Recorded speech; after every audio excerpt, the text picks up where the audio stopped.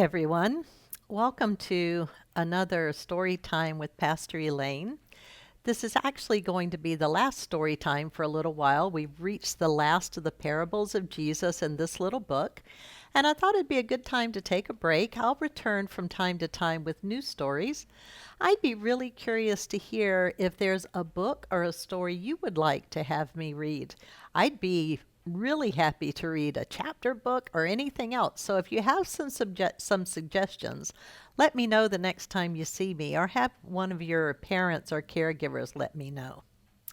So the last of the parables in our book is called Salt and Light. It's from the 5th chapter of Matthew's Gospel, in that part of the Gospel that we know as the Sermon on the Mount. And down here, someone is saying, and now for some salt. And this little person says, yum.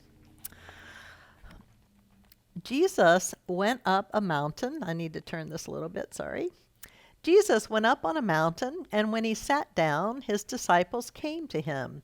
Here's what he said on that day. So you see, Jesus has gone up a mountain, and here come the disciples along with him. You are the salt of the earth, but what's the use of salt if it loses its taste? It would be no longer good for anything except to be thrown out and trampled by the crowd.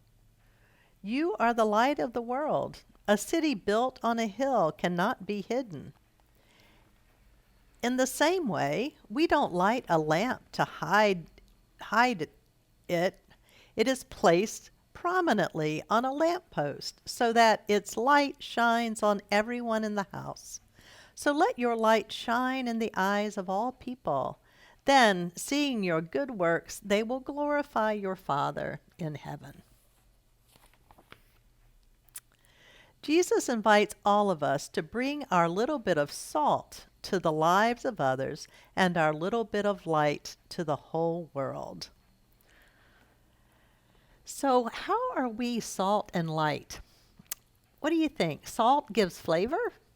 Light gives a brightness so that people can see. And this is what Jesus wants us to be. So let's see if there's a little bit of explanation here at the end. Salt that is worth gold. In Jesus' time, salt was extremely precious. Since there were no refrigerators, salt was the only way to preserve food.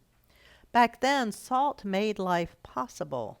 Jesus thus invites the disciples to share the treasure they've received, the Word of God, so that each one could live a full and happy life. And then it says, pass it on. In this parable, Jesus encourages all of his followers to go and live out their faith wherever possible. He says to them, do not be afraid, do not be ashamed, for it is God's plan to tell each person that they are infinitely loved, but no one will know if no one talks about it. So for 2,000 years, each Christian has had the task of passing on this treasure. Make the light shine. For Jesus, it is not enough just saying you believe in him to be a shining light in the world. What does it mean to believe in him if you don't always try to move toward justice, love, peace, and forgiveness? Being a Christian means taking action in order to make the world welcoming for all. When I grow up, I want to light up the whole world, this person is saying. Well, you know what? You don't have to wait until you're all grown up. You can light up the world however old you are, no matter how young, whether you're in school, none of that matters. What matters is that if you love Jesus in your heart, you share that with the world.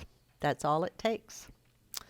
Well, I really enjoyed reading these parables of Jesus with you, and I look forward to coming up with new ideas to share with you soon. And I hope that I will see all of you really soon.